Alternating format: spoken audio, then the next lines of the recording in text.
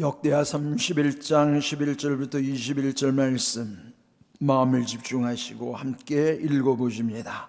그때에 히스기야가 명령하여 여호와의 전 안에 방들을 준비하라 하므로 그렇게 준비하고 성심으로 그 예물과 11조와 구별을 한 물건들을 갖다 두고 레위 사람 고나냐가 그 일의 책임자가 되고 그의 아우 신무이는 부책임자가 되며 여이엘과 아사시아와 나핫과 아사엘과 여라뭇과 요사밧과 엘리엘과 이스마갸와 마핫과 브나야는 고나냐와 그의 아우 시므이의 수하에서 보살피는 자가 되니 이는 히스기야 왕과 하나님의 전을 관리하는 아사랴가 명령한 바이며 동문지기의 레위 사람 임나의 아들 고레는 즐거이 하나님께 드리는 예물을 맡아 여호와께 드리는 것과 모든 지성물을 나누어 주며 그의 수하의 에단과 미냐민과 예수아와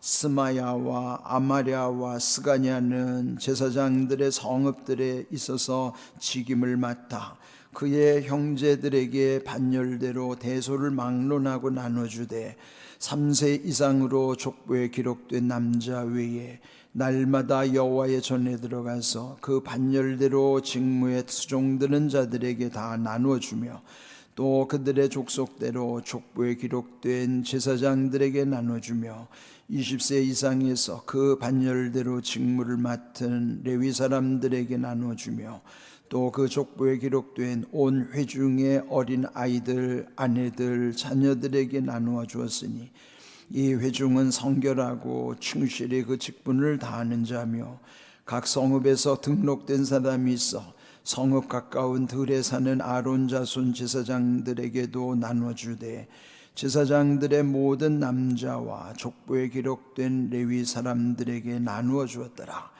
히스기야가 온 유다에 이같이 행하되 그의 하나님 여호와 보시기에 선과 정의와 진실함으로 행하였으니 그가 행하는 모든 일 곧 하나님의 전에 수종드는 일에나 율법에나 계명에나 그의 하나님을 찾고 한 마음으로 행하여 형통하였더라.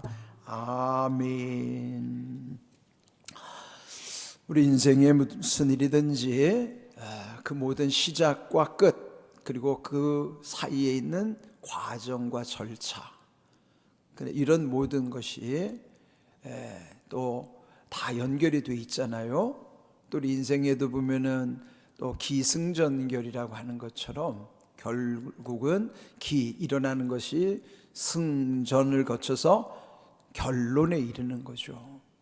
그러면 이 말씀 묵상에도 보면은 여기 이제 남유다의 13번째 왕 히스기야 시대에 있었던 것이지만은 히스기야 재임 29년이 어떻게 하나님 앞에 그가 살아왔는가에 대한 기록이기도 합니다. 그는 또 우리 삶 속에서도 주님이 우리를 부르시는 날까지 우리가 이제 천국에 가는 그 결론이 나는 그때까지 지금 우리가 인생이 달려갈 길이 있죠. 그렇다면은 이런 과정 속에서 또 하나님과의 관계는 어떻게 이어가야만 할 것인가? 여기 이제 이 히스기야 왕이 그 아버지 때와는 완전히 달라졌죠. 개혁 신앙으로 또 닫혀있던 성전문을 열고 수리한 다음에 그리고 나서 그 예배가 회복이 된 다음 그리고 나서 하나님이 복을 주신 내용들이 지난 시간에 이어서 여기도 기록이 되어 있었습니다. 그러면 이 앞에서도 언급된 것처럼 그들이 또 율법을 준행하면서 그들의 삶의 첫 열매 11조들을 많이 가져왔더라 그랬죠. 근데 그것을 어떻게 이제 관리를 하는가? 11절 그때에 히스기야가 명령하여 여호와의 전 안에 방들을 준비하라 그랬어요. 그러니까 성전 둘레로 그 방들이 이제 쭉 만들어지는데 그 방들은 그 하나님의 전에서 드릴 지금 그 백성들이 바친 11조라든지 헌물들을 보관하기 위한 일종의 창고와도 같은 것이죠.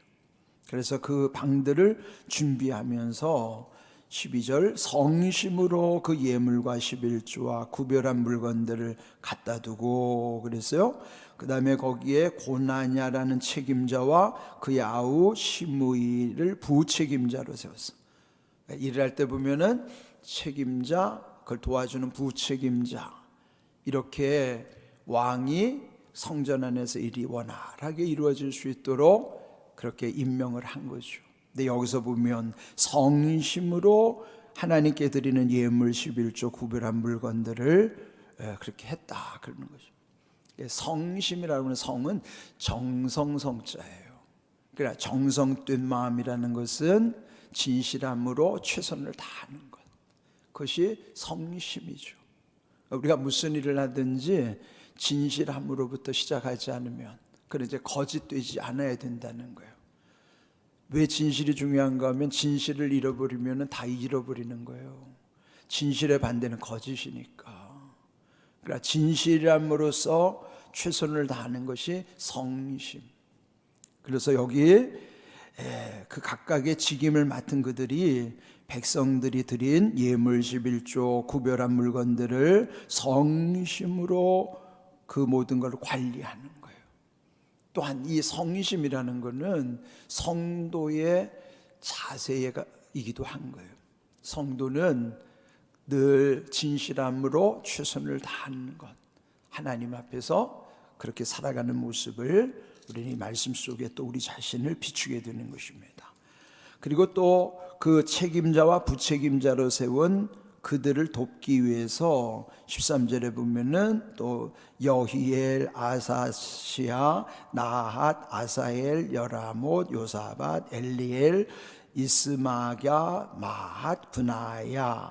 우리가 이런 사람들은 잘 모르긴 하지만은 그 책임자와 부책임자, 책임 맡은 그들을 도와줄 수 있도록 그 수하에 두었다.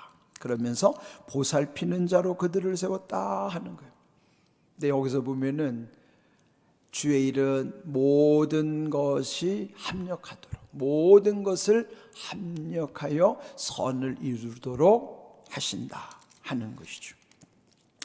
또 14절 동문지기 레위 사람 또 임나의 아들 고레는 즐거이 하나님께 드리는 예물을 맡아 여호와께 드리는 것과 모든 지성물을 나눠주며 그랬어요. 또 그 중에는 또 이 하나님께 드리는 것을 잘 관리해서 나눠주는 직무를 맡은 사람도 있다 하는 거예요. 그런데 거기 보면 즐거이 하나님께 드리는 예물이라는 것이죠.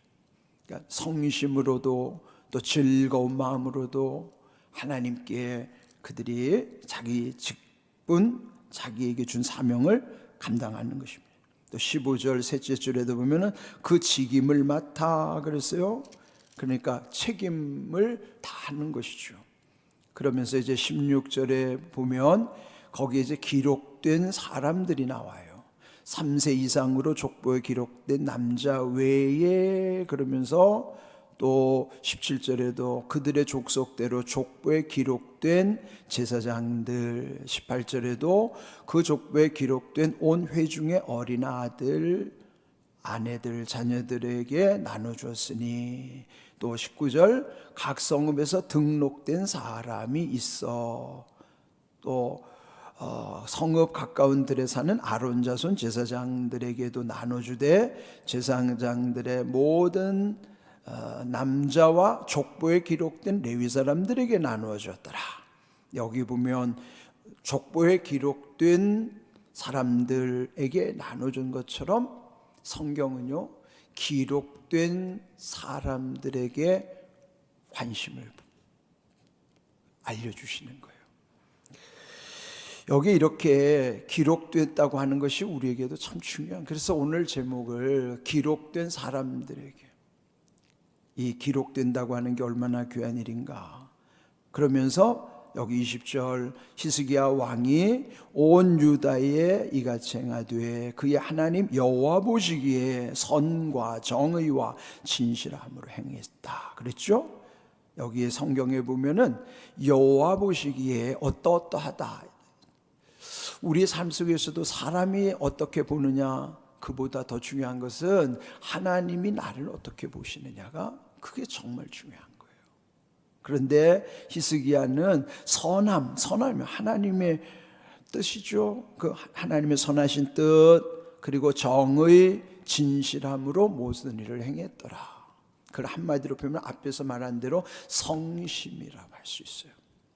그런 마음으로 이 히스기야 왕이 행했기 때문에 21절 그가 행하는 모든 일 곧 하나님의 전에서 수종드린 일에나 율법에나 계명에나 그의 하나님을 찾고 한 마음으로 행하여 형통하였더라. 결론이 뭐예요? 형통한 것입니다. 근데 여기 형통이라는 것은 그 앞에 보면은 하나님을 찾았고 두 번째 한 마음으로 행했으므로 형통하였다. 형통한 결론이 어떻게 이루어졌는가 하면은 먼저 하나님을 찾아야 된다는 거죠. 여러분, 하나님을 찾지 않고는 형통을 경험할 수가 없어요. 우리가 먼저 하나님을 찾음으로부터 형통이 이루어진다는. 그 다음에 하나님을 찾은 다음에는 한 마음으로 행해야 된다는 거예요. 주의 일을 하는 데서는 마음이 분리될 수가 없어요. 우리의 사적인 감정을 이 하나님 나라의 비전에다가 내 개인의 감정을 투사시키면 안 되죠. 저도 목회할 때 늘 조심하는 것이요, 혹시 저희의 감정대로 목회한다고 그러면 그건 큰일 나는 거예요. 개인의 감정은요, 호불호대로 움직인다고요. 호는 좋아하는 것, 불호 안 좋아하는 것. 그러니까 만약에 사람을 호불호로 대하는 사적인 감정으로 내가 좋아하는 사람 잘해주고 내가 싫어하는 호와 불호가, 그건 사적 영역인데 그것을 가지고 이 공적 영역 교회를 이끌어간다? 큰일 나는 거예요. 혼란스러운 거예요. 그렇게 하면 안 되죠.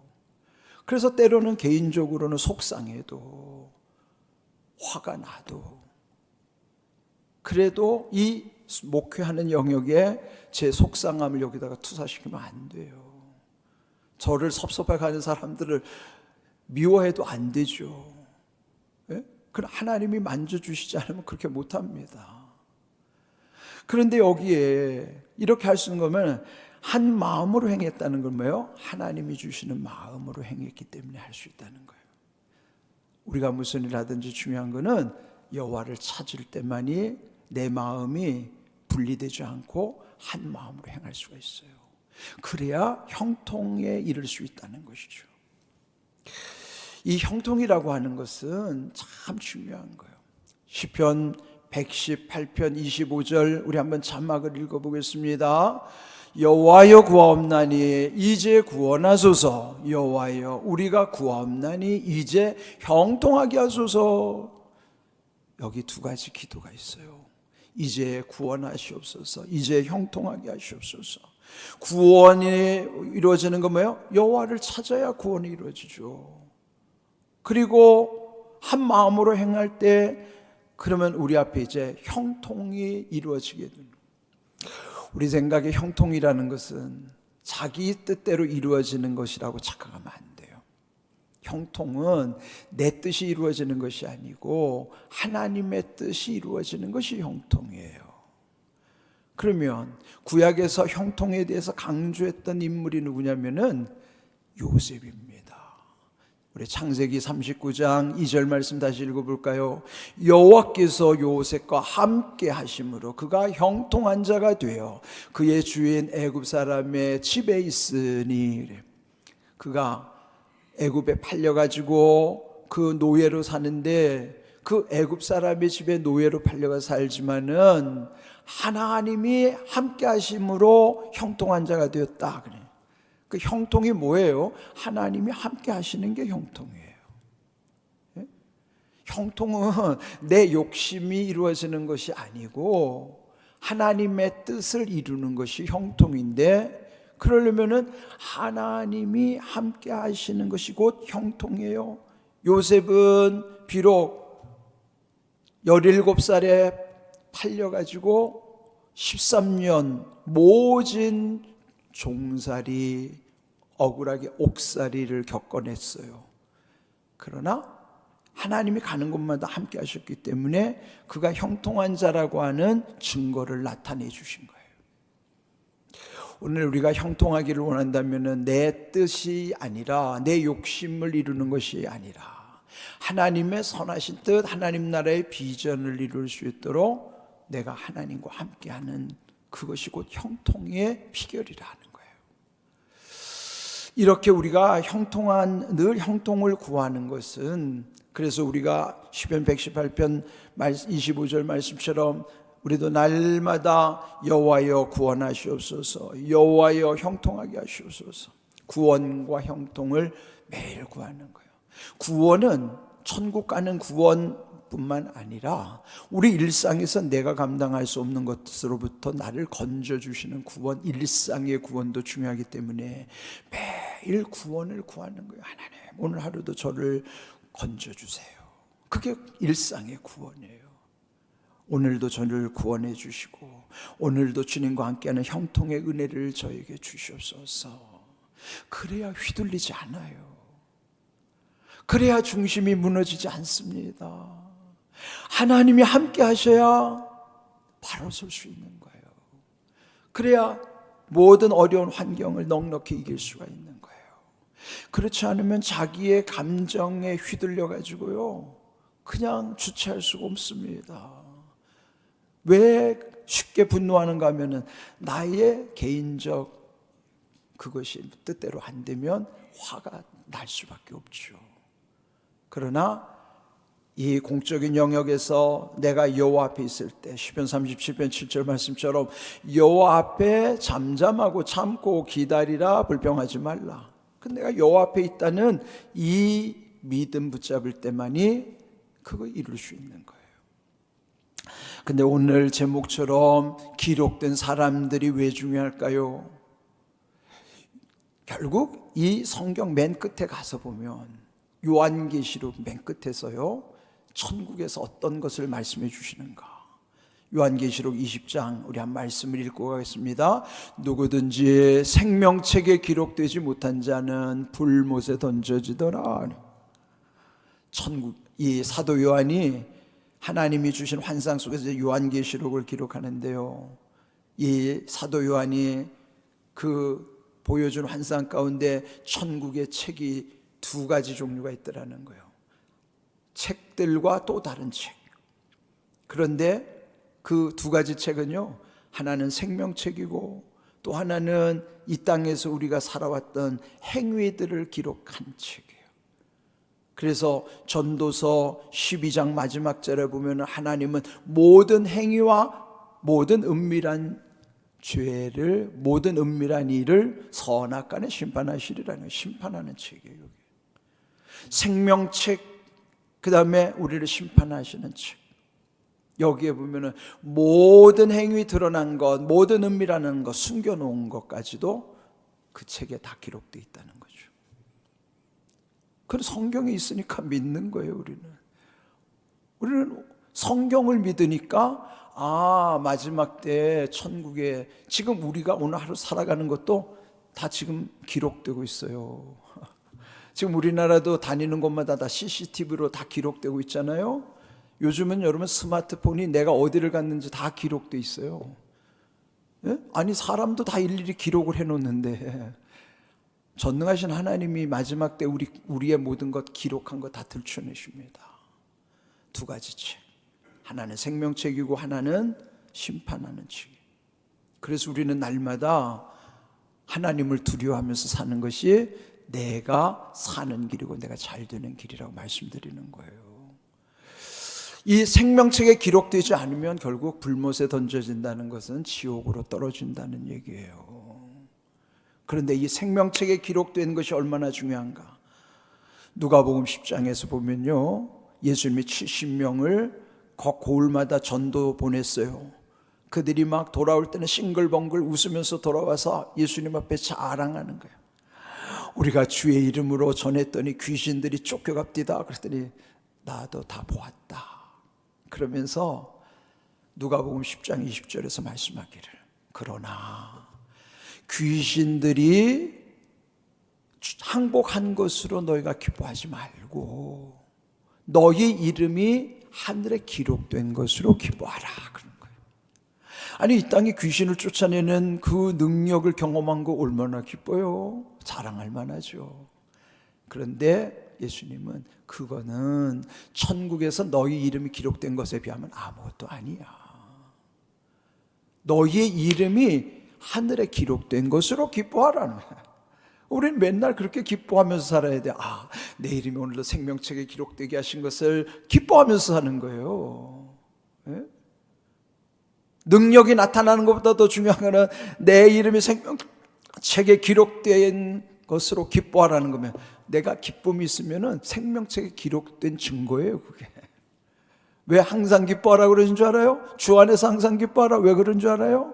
우리 이름이 생명책에 기록되어 있으니까 내 증거 가운데 기쁨이 샘솟는 거예요. 여러분이 삶에 주님 안에서의 기쁨을 경험하면 여러분 이름이 지금 하늘나라 생명책에 기록됐다는 증거입니다. 그런데 기쁨이 없으면은 의심해야 돼요. 내 이름이 생명책에 기록되지 않을 수도 있겠다. 의심해야 돼요. 그래서 주 안에서 항상 기뻐하라고 하는 거예요. 그게 내 마음대로 기뻐해집니까? 안 돼요. 그러나 생명책에 기록된 것을 알면 우리 안에 기쁨이 솟아나는 거예요.